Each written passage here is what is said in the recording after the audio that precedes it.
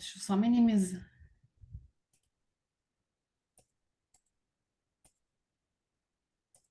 Só me organizar aqui. Deu. Bom, gente, então fiquei pensando, né, quando o Salvador me convidou para a gente fazer essa participação aqui nessa reunião, que evento a gente traria para discutir. E aí eu resolvi trazer um caso, que é um caso que, como vocês vão ver, não repercutiu em dano ao paciente, mas um caso que gerou muito aprendizado para a gente no hospital, né? E especialmente para mim, assim, me gerou muitas reflexões, inquietações e me deixou até braba, tá? Em algum momento eu vou contar para vocês em que momento foi esse. Eu braba é difícil, né, Salvador? Mas fiquei. Fiquei brava com esse caso, tá? Que é a história de um erro de medicação, então, que é um dos eventos mais prevalentes nas instituições de saúde, né? Todo erro de medicação, ele é um erro evitável e é uma grande dificuldade a gente minimizar, porque ele é extremamente complexo, né? É um processo gigante dentro dos hospitais e é muito fácil a gente errar na hora de medicar um paciente, na hora de prescrever um paciente. Então, eu acho que a gente precisa sempre estar trazendo casos de erro de medicação para elucidar. Essa situação em especial aconteceu, então, no meio da pandemia, ali no final da pandemia já, com um senhor de 54 anos que internou via emergência no meio da tarde, tá? Com um diagnóstico já de Covid. Não estava grave, mas precisava, né, de uma internação, já estava ali com diagnóstico de pneumonia, e ele foi transferido, então, na madrugada, tá? Vejam que ele chegou às 15 e às 2 da manhã ele foi transferido para a unidade de internação, que era a nossa unidade Covid, então. Esse paciente, na madrugada, vai, se instala, ele fica acompanhado, a esposa acompanhou o tempo inteiro essa internação, e no dia seguinte, tá? No dia 14, de tarde, no início da tarde, uma técnica de enfermagem prepara a medicação para ele, né? Chega no posto de enfermagem, prepara a medicação, vai até o leito desse paciente, chega lá, bate na porta, né? Se apresenta e diz: Senhor André, que eu vou estar chamando aqui de André, vim fazer a sua medicação, né? Nesse momento pula a senhora, né, braba, esposa do paciente, né, e para tudo que esse não é o meu marido. Se vocês lembram ali, Eduardo, vou estar chamando aqui, tá? Então, Eduardo, e chega a técnica de enfermagem e diz: Senhor André, vim fazer a sua medicação.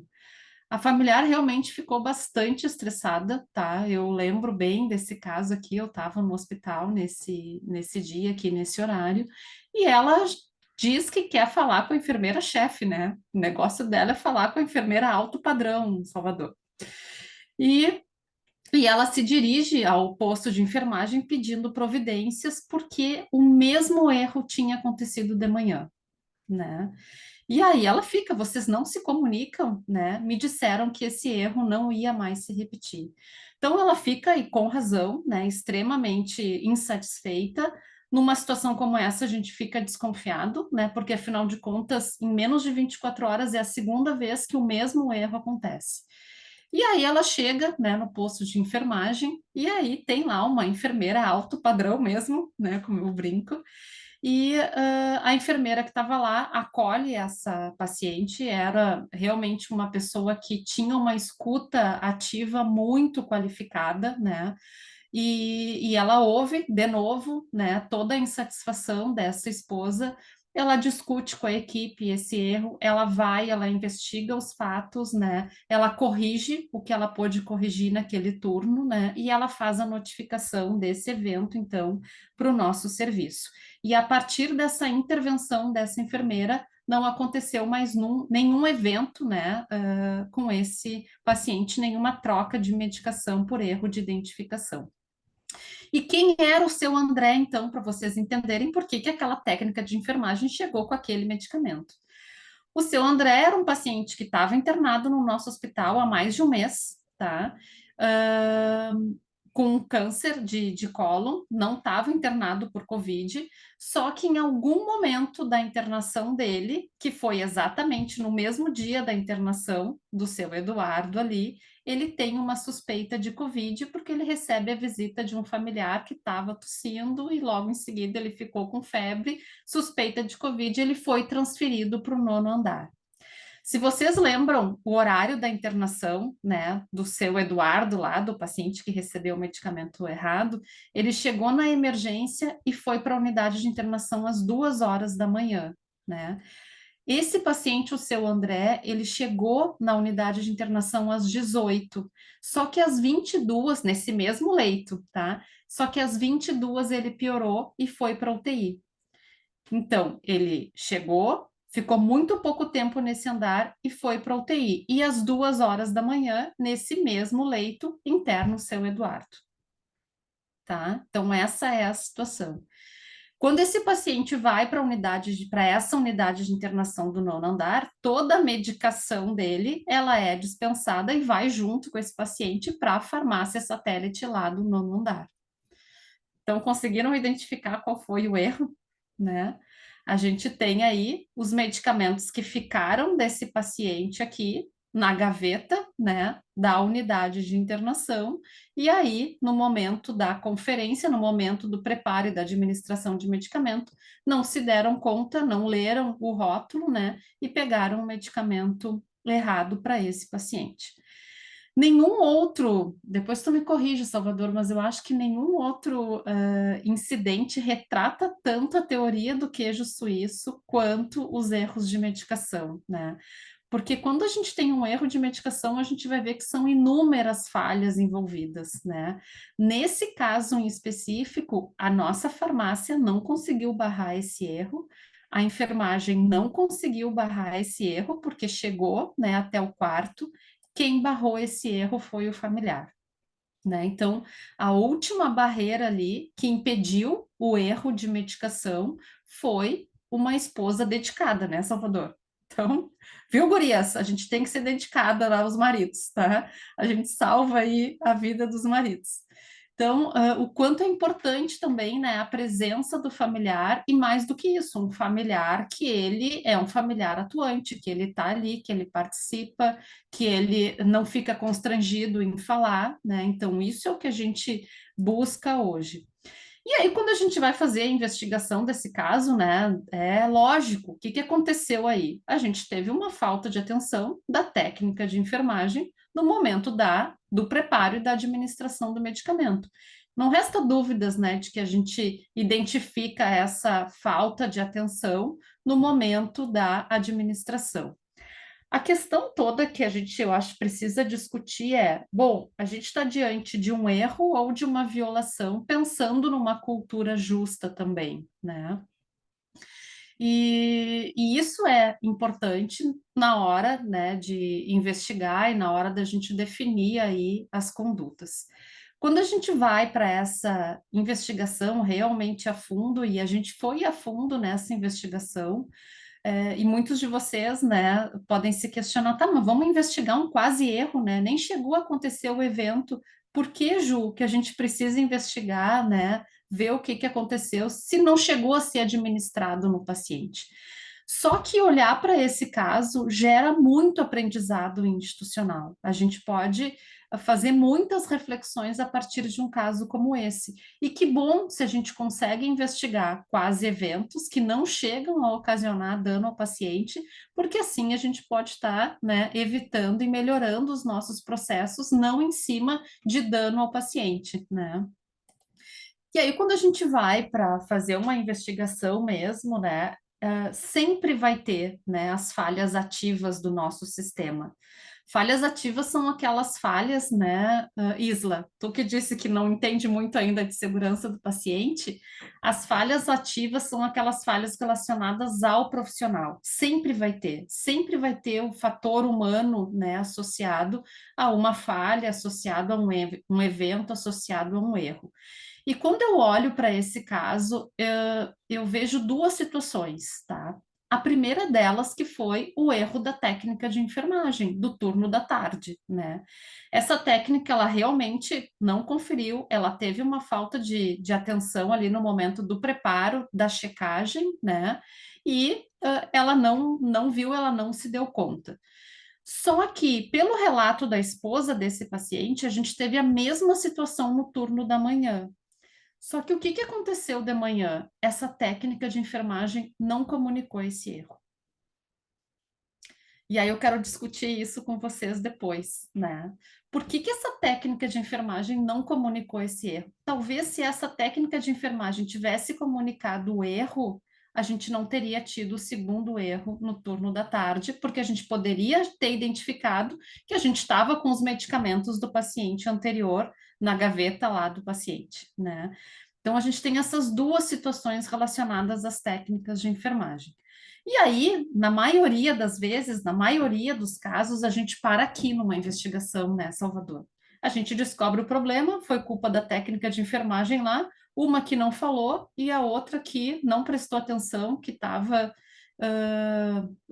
sei lá, sobrecarregada, enfim. E a gente resolve o problema. Se a gente olhar por esse prisma, a gente não resolve o problema.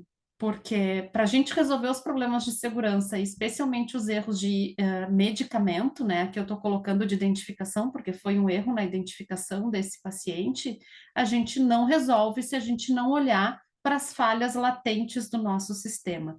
E essas falhas são difíceis de enxergar. Às vezes a gente não quer enxergar, às vezes não, a gente não tem liberdade dentro das instituições para investigar realmente o que está no submerso. E o que está no submerso, que oportunizou,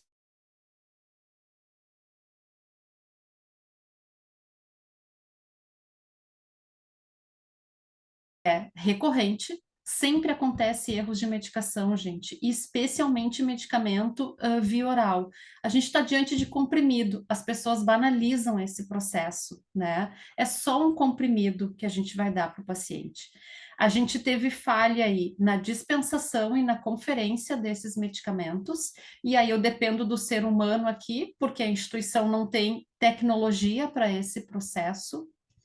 A gente está no piloto automático. Lembram ali, período de pandemia, está todo mundo numa pressão, no momento em que a gente tem um alto turnover de recursos humanos, realocação de outros profissionais, né, em função da pandemia. Então, a gente teve muitas vezes profissionais que atuavam no centro de materiais e foram atender paciente. A chance de erro é muito maior, né? Então, nessa situação da pandemia, isso aconteceu. A gente teve carga de trabalho e pressão por produção, falha de comunicação e na passagem de plantão, essa rotatividade de pacientes, os protocolos que não estão internalizados, e aí vocês vão me perguntar, tá, mas tem o protocolo de identificação e o protocolo de erro de medicação? Claro que tem, tá lá, tá na intranet, tá no prazo, né? Tem indicador de monitoramento, mas às vezes a gente não tem esses protocolos internalizados. E aí a gente tem uma cultura frágil para segurança do paciente. É, então, essa foi a investigação que a gente fez e a gente apresentou essa investigação, né, para as equipes. E aí, Salvador, o que me deixou braba foi isso aqui. Porque diante de toda a investigação, o que eu escutei foi: Cassi, nós precisamos de um treinamento aqui na unidade. Quando é que tu pode vir aqui? Então, assim, é óbvio que treinamento é importante. Todo mundo sabe que a gente tem que conferir. A questão é por que que a gente não confere, né? Que fatores, que reengenharia de sistema, que reengenharia de arquitetura a gente pode fazer nas nossas organizações para evitar que um evento como esse não se repita, né? Então, quando a gente pensa num plano de ação, para um erro de medicação, a gente tem que pensar em questões relacionadas à cultura, a desenvolvimento de habilidades não técnicas, a implantação de tecnologia e reengenharia de sistema. Eu quero cobrar do técnico de enfermagem, mas às vezes a gente não dá as condições para o técnico de enfermagem, né? E obviamente, porque às vezes a gente está numa situação que não tem recursos para isso. Então, se eu não tenho recursos financeiros para a implantação de um sistema de código de barras, que outras coisas a gente pode fazer além do treinamento, né? Tem que ter estratégias melhores para transição de cuidados, para fortalecer a comunicação, revisão de processos, é óbvio que educação, e cada vez mais a gente apostar no envolvimento do paciente e da sua família. Esse ano foi tema, né, do Dia Internacional da Segurança do Paciente, o engajamento do paciente. A gente tem trabalhado com isso, né, nas instituições, mas ainda é muito difícil, né? Uma, porque os pacientes e a família muitas vezes ainda se colocam numa posição, né, de não participarem. Mas por que que eles se colocam nessa posição? Às vezes é a gente profissional da saúde que não cria esse espaço para o paciente e para o seu acompanhante falar, né? Então, assim, eu não dou abertura, eu não tenho uma escutativa, eu fico braba se eu entro num quarto e o paciente pergunta que medicação é essa. Eu não aceito quando eu entro no quarto e o familiar diz: enfermeira, tu não lavou a mão, né? Então, assim, se a gente não criar esse ambiente, os pacientes, os familiares, eles não vão se tornar ativos no seu processo, né? Então, acho que pensar em estratégias, pensar em plano de ação, além do treinamento, é a gente revisar todo esse processo dentro do hospital e sair fora da caixa, pensar em alternativas fora da caixa. E aí é muito legal estar num ambiente escolar, né, num ambiente universitário, onde a gente tem uma gurizada nova, onde a gente tem mentes abertas para que a gente possa pensar realmente fora da caixa e criar estratégias para evitar os erros dentro das instituições de saúde. A gente sabe o que tem que fazer. A questão é por que a gente não faz, né? E quais os recursos que a gente precisa instituir para, de fato, evitar os erros e as falhas dentro das instituições de saúde. Então, o que que eu aprendi, né, com esse quase evento, né? Que esses quase eventos eles podem gerar sim muito aprendizado institucional, né?